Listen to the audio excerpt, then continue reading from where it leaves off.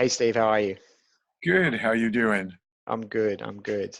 Thank you for joining me. We're going to be spending a little bit of time talking about your work with inspired teams. One of the capabilities that we've got available on the Comparative Agility website. So just wanted to say good day, give a bit of an introduction to each of us. So I think I've got some slides here, but how did you come to inspired teams?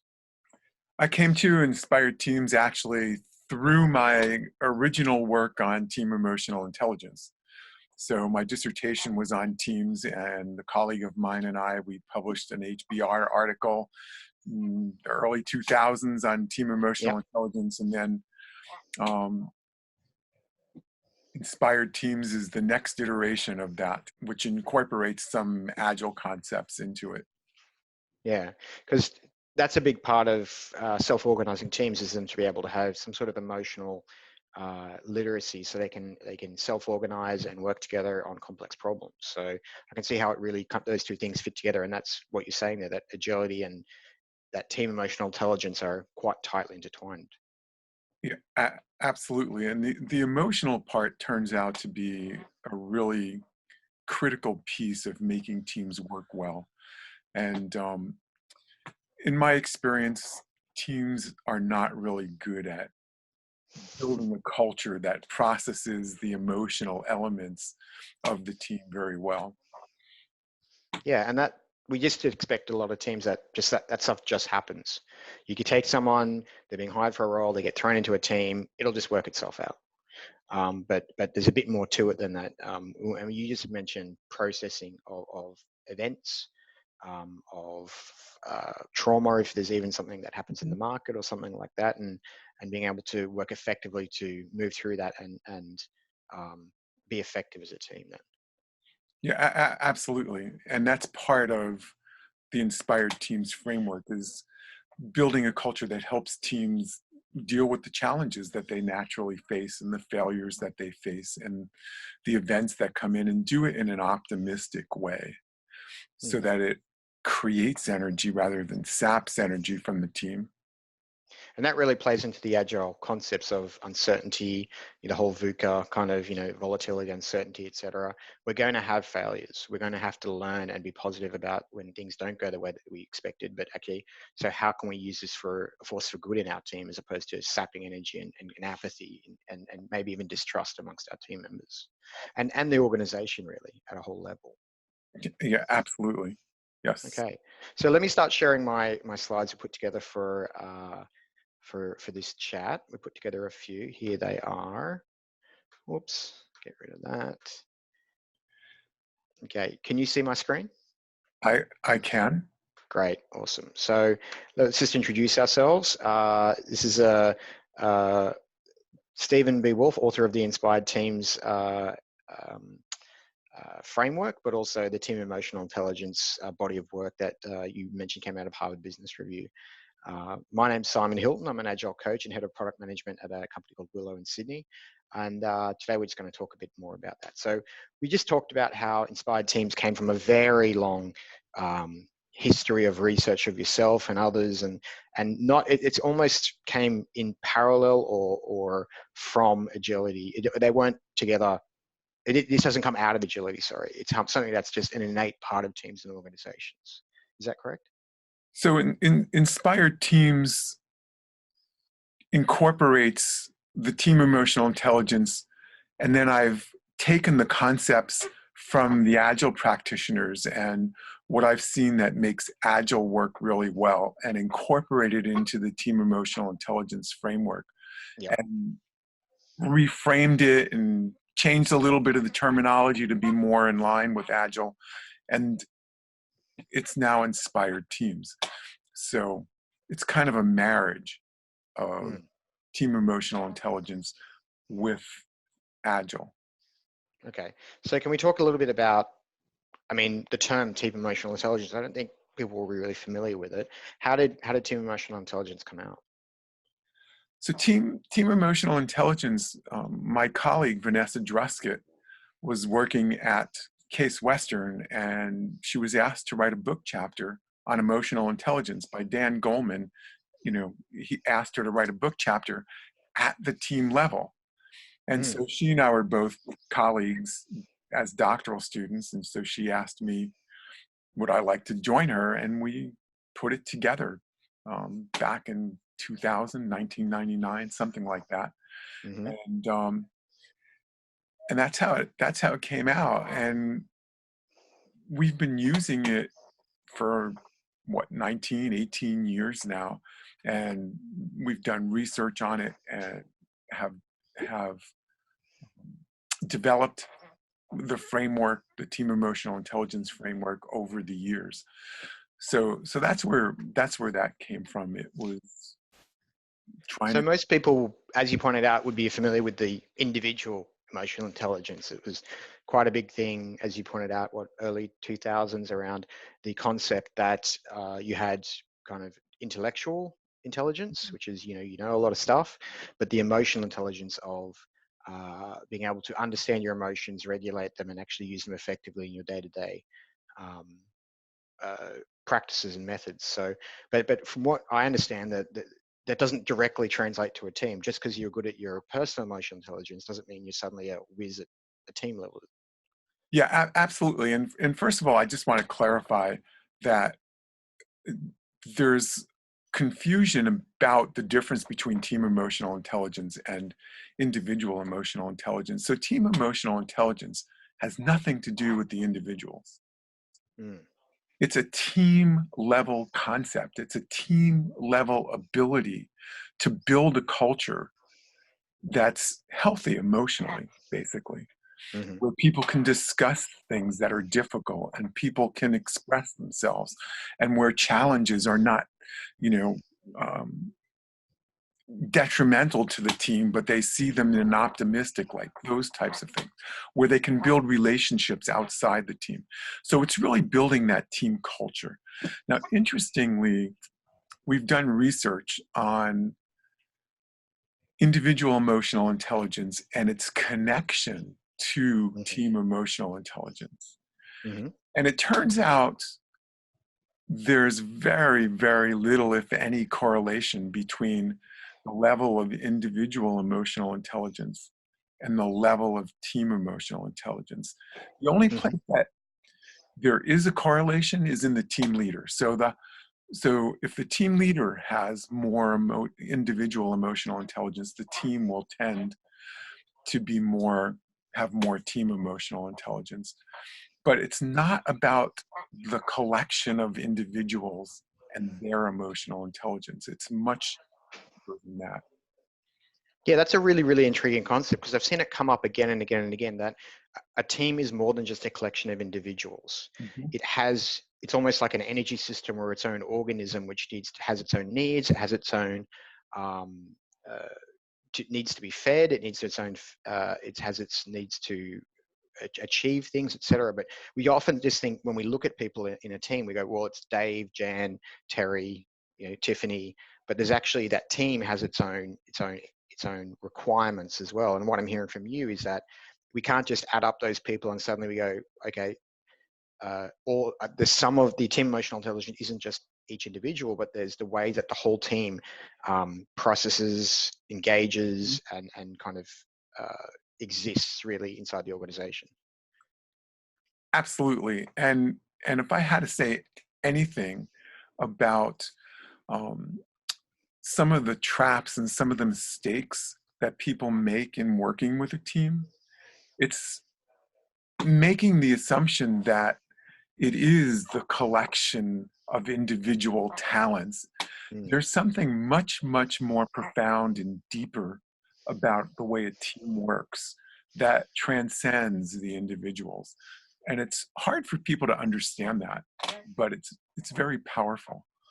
Um, I think I've seen that in my own coaching, and I've probably been guilty of that actually, even in my own coaching ability. It's just, okay, so that's the HR team, or that's the marketing team, and but even just saying that, like, the marketing team in one organization is going to be completely different to the marketing team in another organization, based upon the synergy that's going on of the team members, of the environment, of the way that problems are dealt with, conflict, all those kinds of things, which means it does actually require each team its own.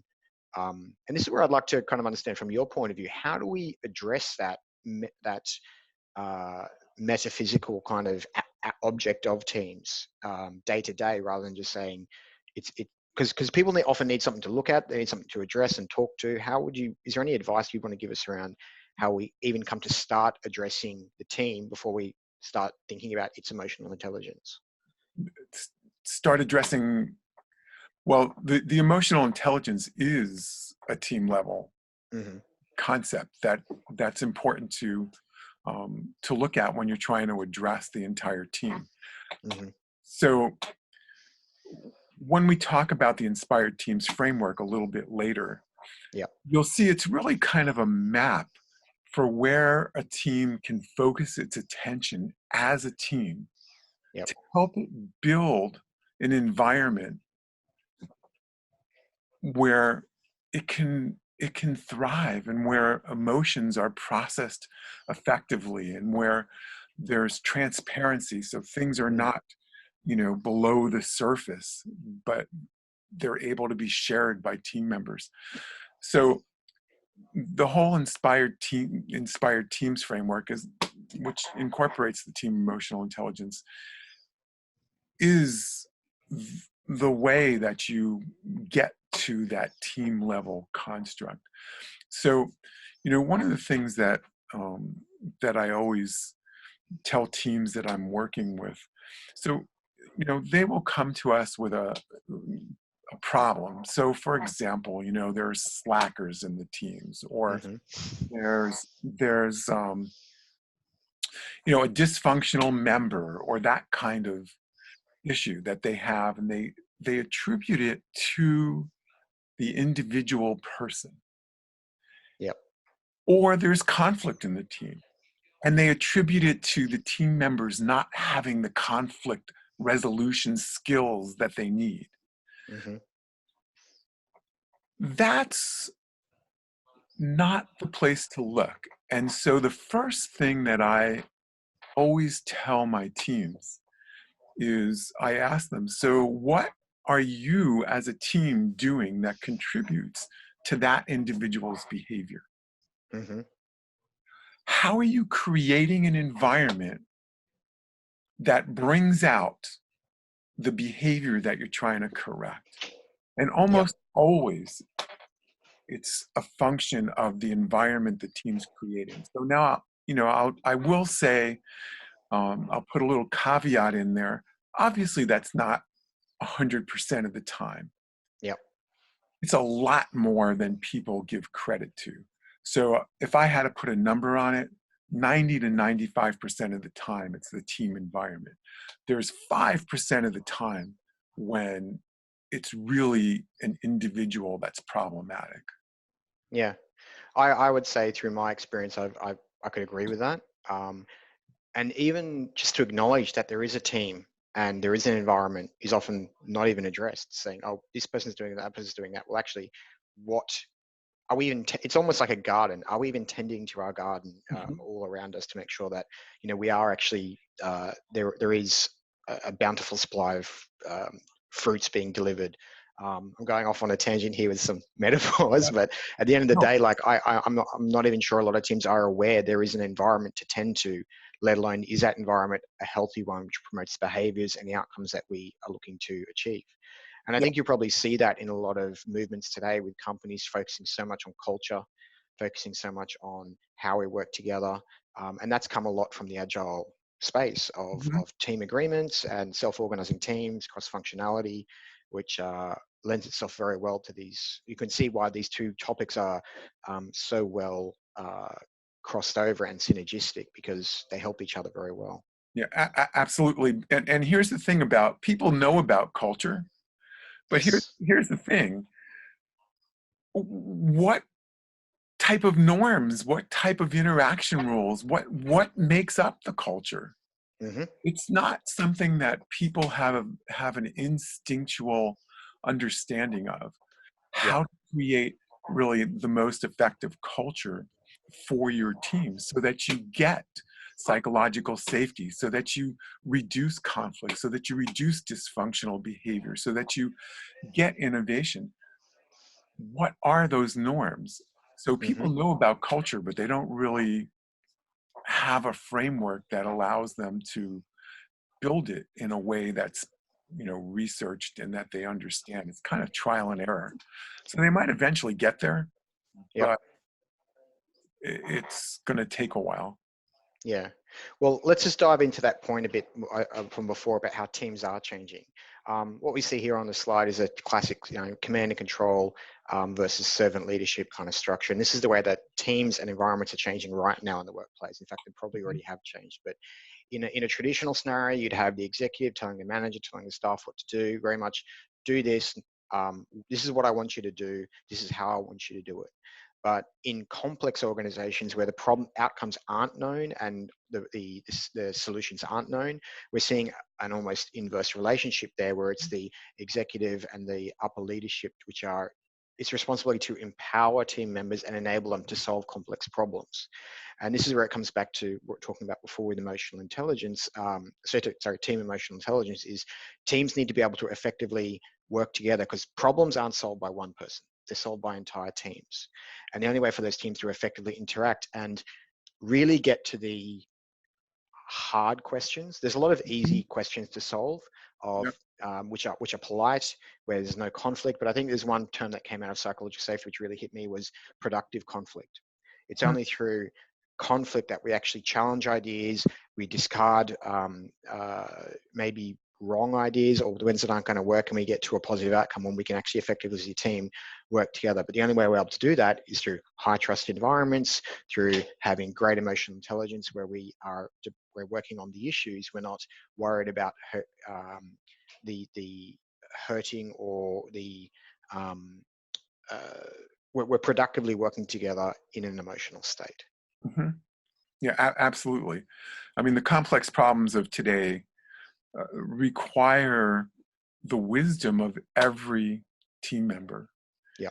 And it requires the team to be able to tap into that wisdom and their perspective.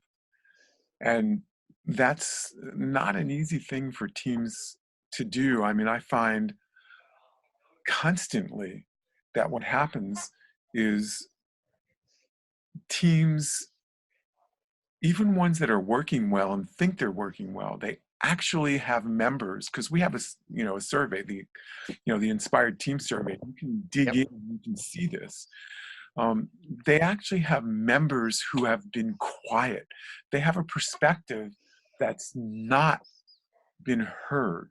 They have concerns that the team may not be hearing. And that is so common. And one of the things that the Inspired Team Survey does is it allows you to see this disparity in team member perceptions and allows the team to work on that. And actually, the better the team is working, the more of a danger it is that some people are going to be squashed Yep. because that team doesn't want to break what they have. Yep. And so when somebody raises a concern, they get worried because it feels negative to them. Yep. I think a few things you said there. One thing that really made me a kind of a light bulb aha moment in the comparative agility platform was when I could see how I can measure how much disagreement there is in the group. Mhm. And it's great that if we all agree, but some things that I think there was a quote from Bill Gates. It was, if you want to double your success rate, double your failure rate. If you've got no failures and you've got no disagreements in your team, you're probably not getting the best out of them. You're probably not getting Yep. that A level where people can actually get rid of the dross and actually just get that really high quality, refined outcome. So I completely agree with everything you've said there. And I think I think everyone can kind of empathize with that they want to be able to productively engage in tough problems, in tough questions, but Right. without levels of emotional literacy and trust, we're never going to get into those complex spaces. We're just going to sit by and hopefully not upset the boat, not rocking the boat, but also it's easier to just sit silent than to get into any sort of negative conflict, which is based around ego or just, mistrust in the team. Yeah, absolutely. And for me, it's about setting the culture. It's about Yes. it's about the norms by which people interact. And Hmm. so when we talk about conflict, It's an interesting term, right? So people have tried to categorize conflict, productive conflict, unproductive conflict, relationship conflict, task conflict, all kinds of different ways to think about conflict. Yep. I think about it, I think about it in terms of the ability of the team to bring out and process different perspectives. Hmm. Now, there certainly can be conflicts that are not related to different perspectives. Um, and those, the way I think about them is it's a lack of understanding. So if I don't trust you, there's, like I said, 5, 10% of the time, it might be because you're not trustworthy Hmm. and because you've done something really that destroys the trust. But most of the time, it's because I don't understand you. I can't tell you how many times I've worked with cross-functional teams and one member has no clue what's going on in the other function. So they start to make up Mm. stories about what's going on. Yep.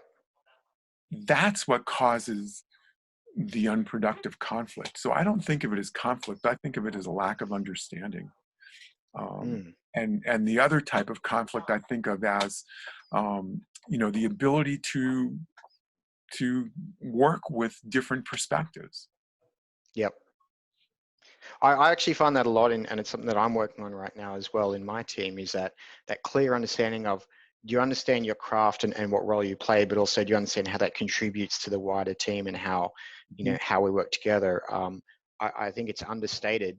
Do you know your position on the team, and do you know how it contributes to us all? Because it's only through that empathy that we can have a clear conversation around whether I would really appreciate it if you could improve this so it helps me and helps the team. But a lot of the time, people don't really understand even what they do, let alone how it helps others. Yeah, Um, yeah. absolutely true. And they don't understand what their teammates do. Yeah. And this is not only in a team, in a cross-functional team. I mean, you can have this in. It's quite easy for someone in the development team to go, oh, those crazy sales guys, and it's quite easy Yeah. for them to go, well, those developers don't know how the real market works. It's really, as you pointed out before, it's really about empathy, Mhm. understanding, um, and trust comes from believing that there's goodwill. We're all trying to work towards the same team, same goals. We're all doing a little piece of the puzzle, and again, that comes back to alignment, of making sure that we can clearly understand and trust each other, that you're doing what you need to be doing and I'm doing what I need to be doing. But it's almost just there. I can see I'm going down a rabbit hole of the infinite complexity of emotions and teams and individuals, which is the point we're trying to make here, is that it's something which is implicitly just thought is going to happen, when it really needs to be stewarded and talked about within the team and across the organization. And by the way, all the things that you're talking about, the roles and the purpose of the team and how it fits in, those are all part of the Inspired Teams framework. So so when the team takes the survey, they will get a measure of how strong people understand their roles, how strong is the common purpose that binds them together. That's part of it. Okay, well, let's talk about that. We'll go straight. This is a very high level overview, which we'll dive into each of these areas in a minute. But you just want to give us a short tour of these four quadrants. Short tour of what this is, yes. Yeah. So there are 16 norms in the Inspired Teams framework, and there's 4 in each of these quadrants that make up these quadrants. So what are we looking at here? These quadrants are arranged on 2 axes. So if you think about, what does it take to really have an effective team? Hmm. In the end, you need energized team members. That's the energy side. Hmm. And you need to make progress. I don't know. I can't think of anything else that a team needs to really be effective. I mean, there's a lot that goes into creating those, Yep. but ultimately, it's energized members and making progress. Hmm. So that's the horizontal axis. And for those technical people, it's not a continuum. It's just two discrete things that are placed in this matrix to create these quadrants. Mm-hmm. And if you think about it, there's two different ways that you can create each of these. You can create energy by what you do. So team members can be motivated. For example, one of the things that teams don't do enough, and it's so simple to do, and it's very energizing, is just demonstrate some appreciation for the hard work that your team Yep. member is doing, right? Mm-hmm. Mm-hmm. So that's a doing type of way to create energy. You can also create energy or progress by the being of the team. And what do I mean by being? Its mindset, the set of values it holds, Mm-hmm. the principles it operates by. So if you think about energy again, just to give you an example, we talked about challenges. So what happens when a challenge comes in and the team is challenged, right? Mm-hmm. The mindset of the team matters. So I'm sure everyone has experienced these two different kinds of teams. You have one team, a challenge comes in, and it's, oh my God, why are they doing this to us again? It's like, how are we ever supposed to get our work done? It's Yep. like, what is going on, right? A very de-energizing way to see a challenge in a team. Yep. Another type of team, a challenge comes in and it's like, okay, you know, this is something that we've done before. We can get through this. Let's get our heads together. Let's figure out how to move beyond this. Or it might even be, wow, you know, that's a change in requirement, but I can see where the customer really, you know, Yep. would be better off with that. And we need to rethink what we're doing so we can, and it's a very energizing place to be. Mm-hmm. And so the norms are arrayed into doing norms and being norms, Mm-hmm. which is how the team really thinks about itself and its values and who it is. Mm-hmm. Cool. So we first start with, well, not even, this isn't even a sequential process, but I'll start in the top left. So we're engaging the team by making them feel, well, giving them that. Well, I've got to be very careful with my words here. We're not giving anyone motivation or anything like that. It's about how we feel inside that team, feel that engagement, feel the engagement with their work, feel the engagement with our team members, all those kinds of things. Right. So we're coming up on the quadrants. I don't know if you want to switch to those. Yeah, well, let's go there. Yep. So this is engage the team. And what you'll see on the right-hand side are the 4 norms Mm-hmm. that go into that quadrant. These 4 norms essentially, and I'm not going to go into each one specifically, but what you are doing here is you are giving the work meaning. That's what purpose is. Ah, okay. And acceptance. In the team emotional intelligence framework, I called that roles and responsibilities. In the inspired teams framework, I call it acceptance because I rethought it a little bit.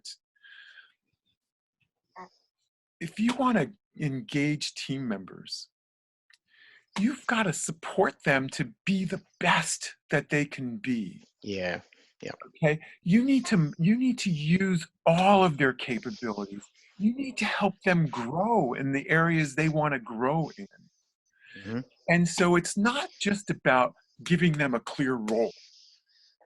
it's about crafting a role that maximizes, their utilization. Their utilization is not the right word, but that takes advantage of all their capabilities and that supports them, Yep. right?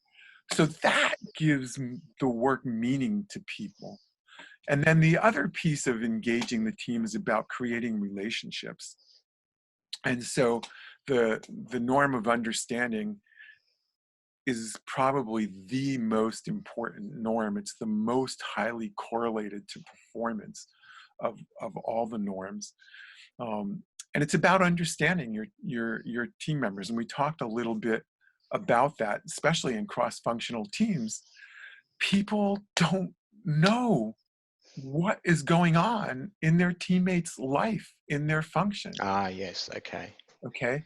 And Yep. so what happens is they start to make up stories, Yep. and they start to get in conflicts over these stories they're making up, which essentially have nothing to do with reality. They just don't understand each other. It's justification. It's not reality. Yeah. Exactly. And so the norm of understanding, the team makes an effort to make sure that members know what's going on in the life of their team members. And in fact, some of the initial research we did after we kind of went over this with the team, they started to develop their own ways of creating that. Some teams actually did field trips to the different functions to see what was going on. Other teams had team members do a 10-minute talk at the beginning of a meeting and talk about their function, but they started to build it in as a norm. Yep. And the It's other, funny that you bring this up, because when you talk, I'm flashing back to experiences my own where I've had a team member for acceptance. So a team member said to me, "I'm not even sure the business wants me to be here. I'm not even sure like I'm wanted." yeah, And that's where I can say, well, wait a minute, you're employed, you were given the job, shouldn't that be enough? But no, if you don't feel accepted and a part of the team, like, am I wanted to be here? It's exactly what we're talking about right here. And then finally, moving on to purpose is, do people understand what I do and why I'm here? But even on another level, do I believe that? Do I understand why I'm here? And am I committed to my craft? And am I given the opportunity to be the best I can be at that? and it's more than just the individual, it's the team as a whole. Yes. Yeah. What is the That's meaning very of important. the work that this team is doing? Right. And so the really, really, really good teams, it's not, oh, we're just building another widget. Think about um, what Steve Jobs did at Apple. Yep. He didn't tell his people, oh, you're just building a computer. Mm. Hell no. It was, we're changing the world. We're going to put a computer on every desk. Mm-hmm. It's a very um, compelling purpose that the really best teams create for themselves. And So, I'm catching myself right now, because what I just talked to you about was talking about individuals, right. but you just brought it straight back to, wait a minute, what is the team's accepted? What is the team's purpose? Does people understand where the team is going and what's our mission? Which Absolutely. is And so both, easy to both just are walk straight important, by by. the way. Yeah. Yeah. Both are important, right? So the individual has to know, how does my work fit into the larger purpose of the team? Yes. Yeah. Yeah. Absolutely. Absolutely. So if we are able to accept people for who they are, and give them that space to, this is your space you've earned on the team. This is, we understand, you and I both understand the purpose of being here and the purpose of our team, and we understand any sort of reservations or problems or et cetera that we get, and how we're going to, any fears that we have as a team. Understand each other. Yeah, yeah, understand each other. Would we be getting to some level of engaging the team at that point, do you think? Yeah, absolutely. And then, and the last part, caring, and let me just explain that a second. That's really validation, support, respect. It's not loving your team member. You could hate your team member if you want to, but you need to really show some respect. You need to validate them. You need to support them to be the best that they can be. Yep. If you have to have the mindset, if they're not doing well, I'm failing Yep. because I haven't supported them in the way that they need. And Yep. again, this is not 100%. Yep. So yes, there are some people who are failing and it's their fault, but not as many as we attribute typically. So the answer is yes. If you have a purpose, if your work has meaning and your role has meaning, and people are understand your strengths and weaknesses and are using your full capability, not pigeonholing you, and are supporting you to be the best you can be, that's a pretty darn motivating and engaging environment to be working in. And a lot of tech companies use that in a different way. I know from my friends who work at Google, you're not hired for a role, you're hired for who you are.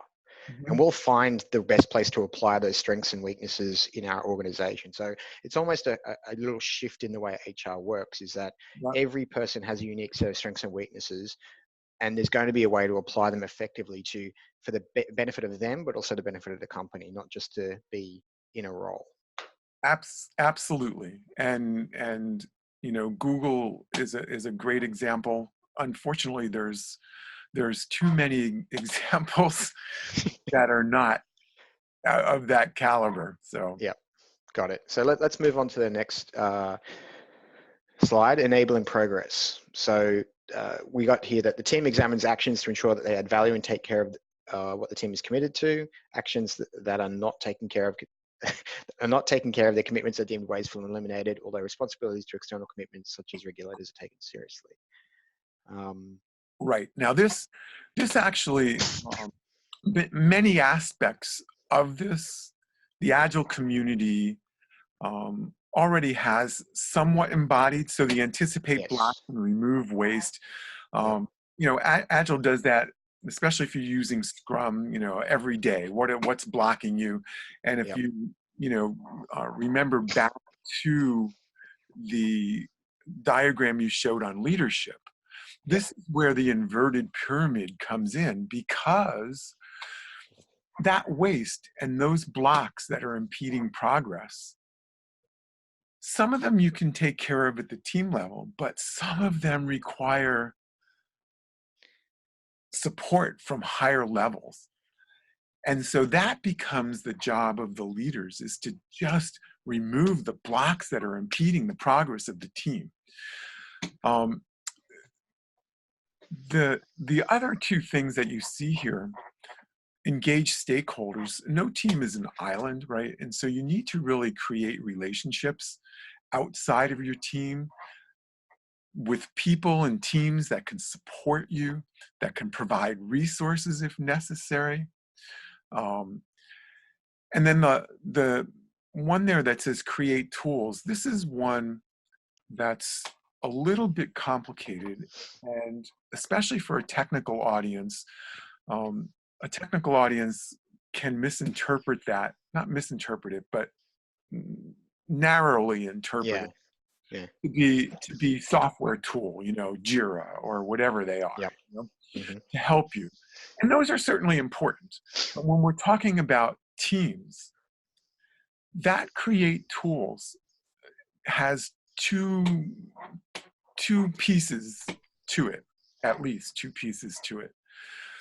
So we talked about the difficulty that teams often have with, emotionally difficult topics, being able to bring them up, or if the team is really working well, being able to bring up concerns or anything negative. Yep. Well, it turns out that culture provides tools for the team, and it happens to be that this is also true of national cultures, but it provides tools for the team to deal with those issues. So what do we mean by tools in a cultural sense? Language. Yep. So if the team finds itself in this routine, habitual process or mood, right?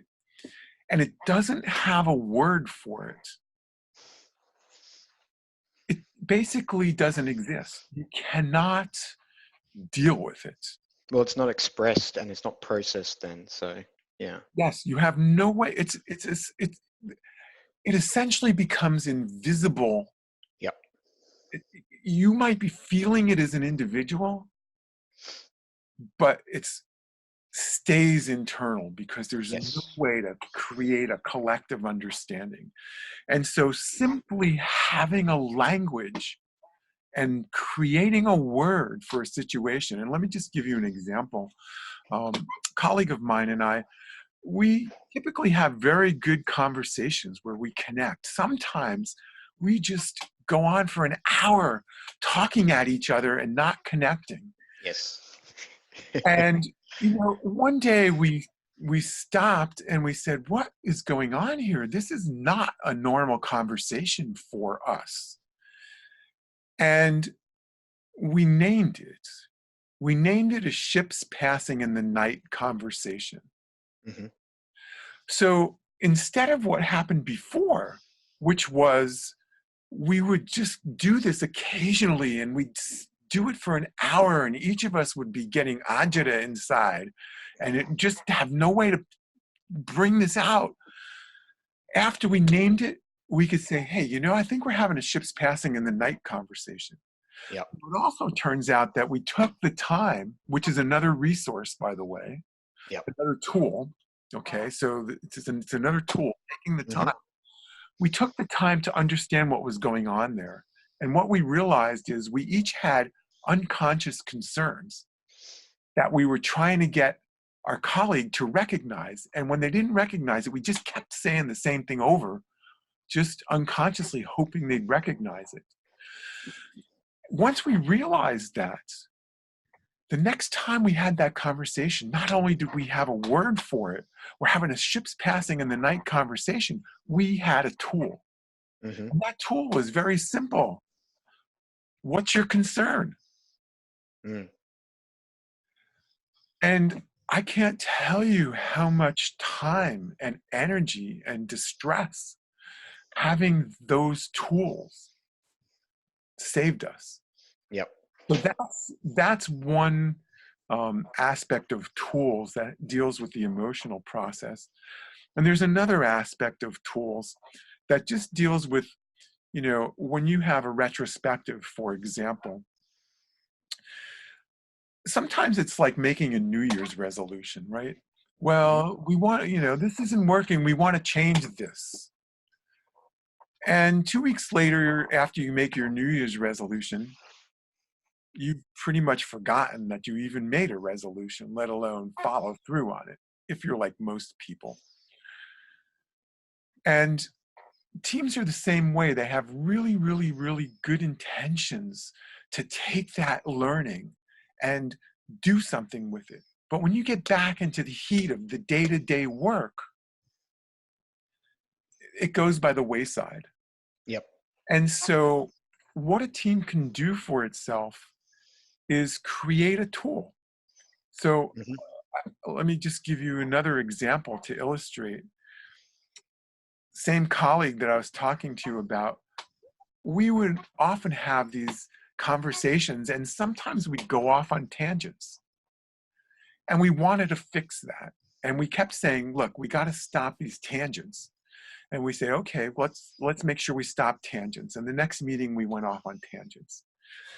And we tried to create some tools to help us, and we still went off on tangents. And we finally came upon a very, very simple tool.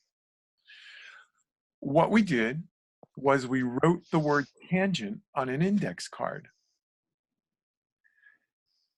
And if I was going to take a tangent, I had to play my tangent card.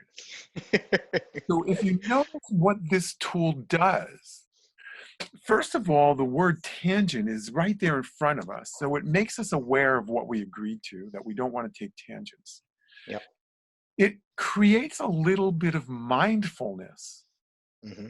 because I have to be aware of when I'm taking a tangent and play the card. Yep. And then we added a little social pressure to it. So if I didn't play the card and I went off on a tangent, my colleague would play the card, essentially calling me out, Yep. something that you don't want to happen. That tool solved the problem to this day. To this day, if you watch me in a meeting, I don't play a tangent card, but I'll raise my hand and say, oh, I need to take a tangent. It's Yep. ingrained in my body Yep. to be aware of that. And so that kind of tool teams can create to help them follow through on their intentions. And I can go through a whole bunch of these, but Yeah, I think it's kind of the thing where well, firstly, they're not common. Like you've had to create your own, right? So you have to when each someone goes have to from, create their own, yes. yeah, but when people go from organization to organization, it's the same thing with agile. You've learned agile in a mindset, in a context. And then when Yeah. you move to another space, you may take some of that with you, but what's really important is not what you do, but we're all aligned. We're all playing from the same playbook. So that's where it could actually fall, not to the individuals, but the organization to create these tools. And say, Well, this is how we have conversations. This is how that's we why deal this with is a conflict and norm. tangents. That is why this is a norm. A norm means Yes. this is the way we are. Yep. And so, yes, it's up to every individual in the team, not Mm-hmm. just the leader, not just one person. It's up to every individual to reinforce this norm that we create tools when we want to change a habit. Yep. And so if the team says, well, we want to do that, somebody quickly raises their hand and say, okay, what tool are we going to create to help us? Mm-hmm. Yep. That's what makes it a norm. Yep. Yeah. Okay. Well, let's move on to the next thing. I think it's funny that this quadrant seems to sit so well inside the agile space, and that's Yeah. where, but at the same time, it's easy to gloss it over because we just had a whole conversation there about creating not just reducing waste, but tools feels like it's a whole talk in itself. But It we can get. is. Yeah, the blocks and the waste are absolutely agile. They were actually in the team emotional intelligence framework before I knew Okay. anything about agile, but agile does that really, really well. Yeah.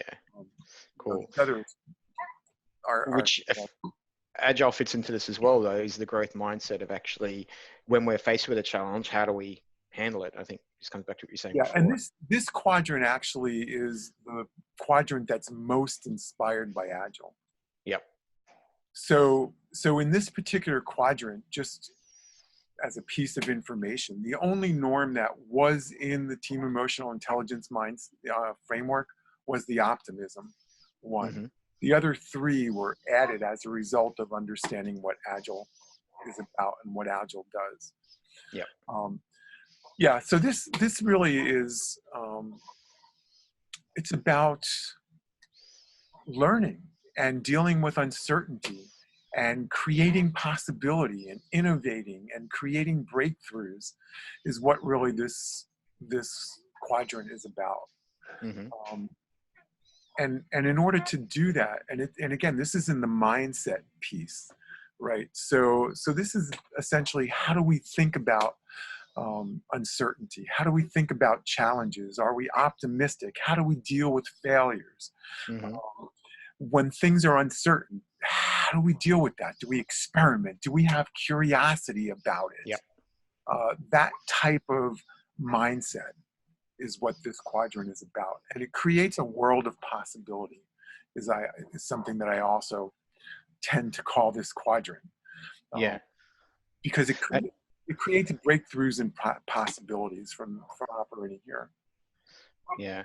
I think this is a very deep deck as well, because it's quite easy to say have a growth mindset, but it's not as easy as people feel, especially when there's a low safety culture. You need to be able to say, look, have a growth mindset, have some curiosity. The first thing, as you said before, when people have a challenge coming to them, it's like, well, oh, wait a minute. we could fail. Something could go wrong. And if that's the first reaction you have to challenge, it's not going to be very helpful in a constantly changing world with constant challenges, complex problems coming at you from a market, from a product, from a team point of view. So being able to have, this is where it plays into other areas like psychological safety, where when we see a challenge, we're not immediately afraid of attacking that challenge. We're not immediately afraid of failing. And this is where you have a point here about managed failure, managed risk. You know, it's a complex problem, but it's very almost how could I put it? It's a base foundational element of what everything here of how we feel when we first are challenged. Absolutely, and that's why I put it sort of in this mindset thing. It's really, it's how we think about things. It's Yep. basically, there's probably a little bit of doing, right? So I mean, experimentation. It's how we think about it. Well, okay, let's do an experiment, but there's some doing to experimentation as well. But Yep. But it's mostly a mindset thing. When we don't know something, how do we deal with it? Do we experiment? Do we try and are we curious? Do we find out? But it's not something that just happens like that. It's actually something, a culture you build up over time. You have to actually go through failures. And this is where values is really important. So go ahead. Yeah, I was going to say, that's the beauty of the survey. Yes. That's why the survey is so right. important, because all of these have to become habits. They have to become norms. I use those words interchangeably, right? Yep. So if you can become aware that we want to have a habit that says experimentation is a way we deal with uncertainty, and you've got a survey that says, wait a minute, we're really not following through on that, you can start to deal and change the situation. And every individual, the next time something like we don't have information, they can say, okay, wait a minute, why don't we do an experiment? Mm-hmm. And that's how it starts to become a norm, become a habit, because everybody's responsible for building that habit and calling out the team when it's not. Failure is extremely necessary in the modern world and what we've been talking about. So it's all about not if you are going to fail. That's just going to happen. Right. It's how you fail, and I always say values are defined and lived by what happens at those points. You can say all you want around we're a safe environment, we invest in people, etc. But when things go wrong, how do you actually? What's the first reaction you have to that? And in much the case here, if we're saying it's okay to fail, when people actually fail, we have to react in a way which is like, okay, great. What did we learn? Like have a process or a way that we go to that, which immediately reinforces the trust that we're trying to place in each other.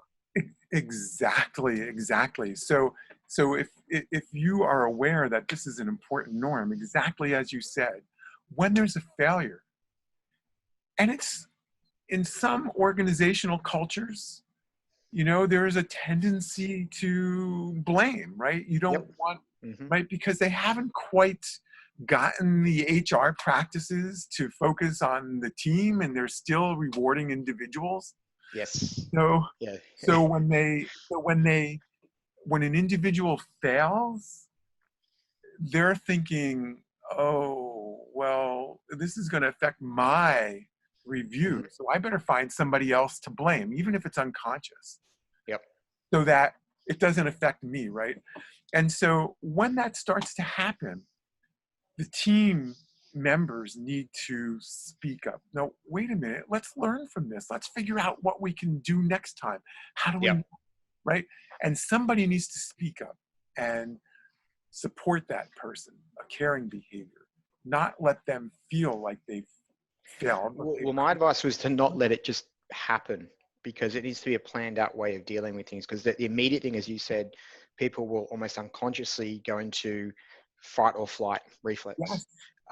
Whereas it's like, no, that's not how we do things. We have a process for failure almost. So like we gather information, we all sit in a room, we all give our feelings. Like that can't just be an afterthought. It needs to be a part of your culture and thought out ahead of time. Absolutely. And if you really want to create a culture that celebrates it, do exactly that. celebrated. I mean, it might sound Yeah. really, really silly, Yep. but I've seen it done. I've seen it done. And Yep. I remember when I was a doctoral student, a story from Johnson and Johnson. It was a case study. And to make a long story short, an executive who, eventually became the chairman of the board and CEO, whatever, he made like $100 million blunder. Yep. And General Johnson, who was the owner at that time, called him into the office. He thought he was cooked. He said, "Congratulations." And guy looks at him and goes, "What are you talking about?" He said, "You just made $100 million learning. You just had $100 million learning, and go out there and use it and don't let it happen again." That story was transmitted throughout the entire organization Yep. and created a culture that saw failure in a very, positive learning type of way. And that's how you do it. And you can It's do that. amazing. That's a story that really hits on a lot of notes for me, because the failure culture is not just something someone made up. It is the scientific method. It is the method of proving or disproving things, because you can't just prove things, you need to disprove things as well. So Yeah. I like the idea that, okay, yes, we have, and it might sound a bit wrong to some people, but we have a failure party because now we know something that we didn't know before, or we've disproven something. This will not work because of these reasons. Right. As you pointed out, the most important part is we're not going to do this again and again and again, making the same failure. That's probably going to get you into a bit of trouble. But if you just learned something, share it widely. This has been disproven. Therefore, we can focus on proving something else. Right. And that reminds me of something that Thomas Edison said when somebody said, "Isn't it depressing? You've tried 1,000 filaments, Yeah. none of them work." And he goes, "Well, no, now I know 1,000 ways not to make it." Yeah, exactly. And this comes back to culture, especially at a team level and even organization level. Are you sharing that failure? Are you sharing that Yeah. knowledge? Because if you're not, you're actually setting everyone else up for failure when they make the same failure, when you could have helped them avoid it and saved cost, money, time for the whole organization. Exactly. Exactly. Yeah. Okay, let's move on to the next one, which I believe is the final quadrant, is mindful awareness. And this is really quite introspective. So mindful awareness is, it has a lot in it right now. Yeah. And, I also think about this, it's an agile value in a way, which is transparency. Mm-hmm. So this is the quadrant that makes information visible. And there's lots of different kinds of information to be made visible. And so some of that is individual performance. So for example, the really, really good teams, they are talking about individual performance. They're supporting each other. That's a caring Yep. behavior, right? If somebody, is not doing well, somebody's helping them. Yep. Because if one person fails, the whole team fails. Yep. And so they're talking about individual performance, making it collectively visible. They're Mm-hmm. talking about team performance, and this is something that Scrum and Agile do regularly. Mm-hmm. But they're bringing it out in the open. How are we doing? What are we doing? How can we change? And you wouldn't believe how many teams that are not in an Agile environment don't do that. It's Yep. pretty frightening. Visibility is again, it's from Agile, and it may not be the best term, but what I mean there is make the work visible, right? So Yep. when you put your burn down charts on the wall, and when you put your schedules on the wall, and everything is visible for people to see, is what that's really about. What are we hiding, and why are we hiding it? Is really This can't be understated, because it actually ties straight into the individuals that we see. When we talk to someone face to face, like we are face to face, and it's about the work, it can quite easily be easy to confuse the work for the person. and therefore it becomes hard to have conversations, honest, really maybe even brutal conversations about the work and how it needs to change. I've found in my coaching, putting the work up on the wall allows us to collaborate much better because we're shoulder to shoulder looking at the work and the ideas and being able to collaborate on it more effectively on unblocking and problem solving. It may Absolutely. it may seem like a simple step, but it actually has huge effects of creating that trust culture between team members. Absolutely. And you can work on a problem. You can see it. It's not Hmm. hidden, and Yep. people can come together. Absolutely. And actually, some of the really, really forward thinking organizations, not so much teams, but organization, they actually make visible things that are taboo, like Hmm. salary information. Yep. Now, if you think about it, it's like, why are you hiding salary information? Because you don't want somebody to be upset? Well, if somebody's going to be upset, that must mean that you're not paying people right. Yep. So why not make it visible and just get it right? Yep. Um, the other piece of visibility is an individual piece, and that's um, making visible to the collective all those internal assumptions and beliefs and thoughts and what's bubbling up inside of you that's creating a reality that only you are experiencing that needs to be shared among the team. Yep. And I will tell you that is probably the greatest reason teams don't work well. And the way I put it is that everybody is living in their own reality, and it's Yep. not a shared reality. Yep. And so that visibility also means create a shared reality. Easier said than done. I understand that. But that's the goal that the team really needs to set. I can't agree with you more. And I've said the exact same thing when I'm coaching people. It's just that it's quite easy, especially in the way that we've started developing software and an agile, et cetera. Everyone's got their own little Jira queue with their own little tickets, and they just work on those day to day. And it's almost this very siloed view, even though we're operating this agile fashion. The moment I put everything up on the wall, though, and create visibility and context via a visual board, suddenly people are like, oh, wait a minute, here's the bigger picture. Do we all, because at the end of the day, you're in your stand up, you're actually looking across the board going, do we agree this is how the world actually is? Is this a proper representation of reality, as you put it? And if anyone's like, well, actually, I don't agree with that, it's like, wow, we just found out that we don't agree on something, or we have different perspectives. Let's resolve that daily. Let's not go Yes. for 3 months and then figure that out, later. Yes, and absolutely. And it also goes to what we were talking a little bit about in terms of understanding, because this is also, I don't understand why, you can't have your work done when we need it. Mm.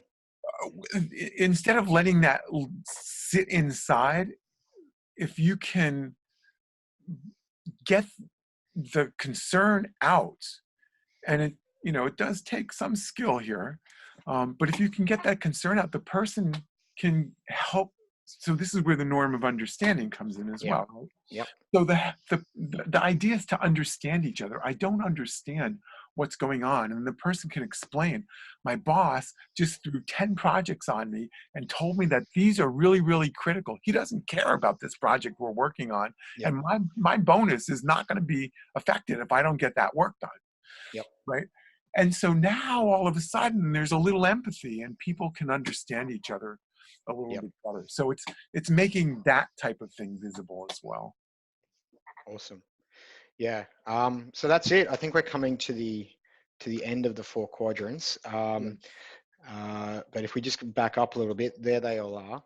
Engage the team, enable progress, growth mindset, mindfulness. And just walking through this with you, it's made it so clear how this isn't just an agile thing. And I really want to underline that. This tool can be used across any team in any organization. It will almost inherently bring some agility to your team, which is what Yeah. a lot of companies are looking for. They may be in a legal, they may be in a legal space or and accounting space, etc. And they just want to take on some more agility into their organization. But they can't, obviously you can't run Scrum or something like that in those teams. But the idea of the ideals and the mindset, I think, is fully present inside the Inspired Teams framework and allows for that understanding of how to create more autonomous teams, more emotionally literate teams, and how to have them engage around complex problems. Yeah, and I just want to add one thing, because when you talk about an emotionally literate team, it may not be so obvious how it creates that. And you talked about psychological safety, and we talk about trust and that kind of thing. When you operate with these norms, you build psychological safety. It's not Yes. something that you work on separately. It is an emergent property from the interactions that are created with these norms. You build Hmm. trust, Hmm. you build team identity. Okay. And so that helps the emotional life in the team as well, because these kinds of interaction build an emotionally healthy team. Yes, I think that's important because it's the same with agile and the fact of, oh, can we just turn agile on? Are we agile now? Can you give us a checkbox for that? Things like trust and psychological safety are never done. They're always Right. being built and they're always being eroded and they always Yep. require constant attention. Otherwise, it's a regression. We'll just fall back into a puddle of mud. Which is why actually, I mean, using inspired teams and especially using it in collaboration with comparative agility, you can regularly get a beat on that over time and see directions in people's in teams, in organizations, and we can compare them against each other, Yep. the actual team versus the overall organization, etc., and really help you towards that journey, which is why it's a great tool. Yeah, absolutely. And it's certainly useful to do the comparisons, which the comparative agility tool allows you to do. But I would also, suggest to teams, don't get too tied up in the comparisons, because every team is different. Compare yourself at time one to yourself at time two. And are Yes, you I think improving, and are you building in the areas where you want to build? yeah, I think And that's an important thing. You don't compare team to team. You compare yourself. and, and Are it'll you give you getting some better day to idea. day? It'll give you some idea, but just because you're better than the average in a certain place doesn't mean that you don't want to work on it. Correct. Or just because you're below average doesn't mean you need to work on it. You really need to think about what's right for your team. Yep. And you can use those comparisons, but don't get too hung up on them. Well, that's a part of the comparative agility cycle, as you can see on the website, is that this is only once you've done the assessment, that's the beginning. That's That's the start. The most important part is what you do with that information. And you're not going to do everything at once. You're most likely going to pick one thing and have that as a conversation amongst your team around. right. So we all felt that this was something to work on. What's the one thing we can do to improve that? And then a couple months later, keep on doing that. So Right. And you can see whether or not you succeeded. That's the beauty yes. of it, because it And allows you again, time to, have another conversation and keep right. going. So anyway, that's it. Thank you for your time today, Steve. Stephen, I actually learned an awful lot, and it's great to see how these different frameworks and different modes of thinking are actually gelling together when it comes to our day-to-day lives on the ground, especially with teams. I think it's something that I've always underestimated, and learning more about the energy systems and how teams are. I'm not sure if it's always been this way or it's a way that it's happening in this agile world, but really, really important to lean into those team conversations, lean into the emotions, and give them the space and time that they deserve. Absolutely. Absolutely. Thank you for your time. Have a great day. Well, you're welcome. Bye. Bye.